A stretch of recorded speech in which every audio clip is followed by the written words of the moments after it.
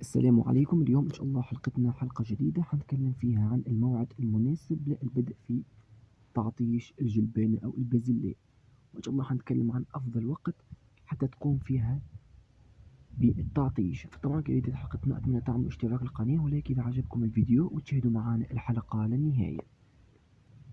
طبعا نبات الجلبانة أو البازلاء من المحاصيل اللي لازم يتم تعطيشها، وطبعا التعطيش هو التوقف عن الري لمدة 10 أو 20 يوم، طبعا على حسب حالة التربة وحالة النبات. وطبعا بتجيني أسئلة كثيرة عن الموعد المناسب حتى نبدأ نعطش فيه الجلبانة أو البازلاء. طبعا مثل ما تلاحظ أمامكم هذه الجلبانة بعد تقريبا 3 أسابيع أو 3 أسابيع ونصف من الزراعة، لاحظنا أمامكم ما شاء الله النمو الخضري. فطبعا النبات لما يصل المرحلة هذه فطبعا النبات محتاج للتعطيش. فطبعا حتى تقوم بتعطيش النبات لازم على الأقل النبات يكون في نفس المستوى هذا. لاحظنا منكم ما شاء الله طبعا لازم يطلع مجموع ورقي، وطبعا قبل التزهير لأنه طبعا التعطيش حيسرع من ظهور الأزهار.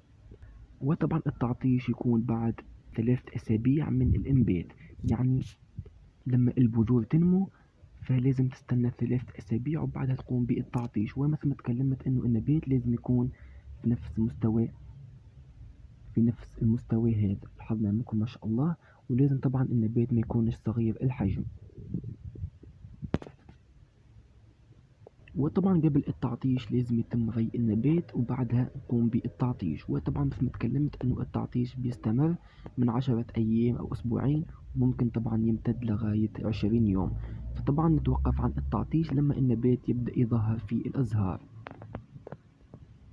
وإن شاء الله إحنا هنقوم بتعطيش نبات البازلاء، وإن شاء الله الحلقة حتنزل في القناة الأولى زراعة الخضروات.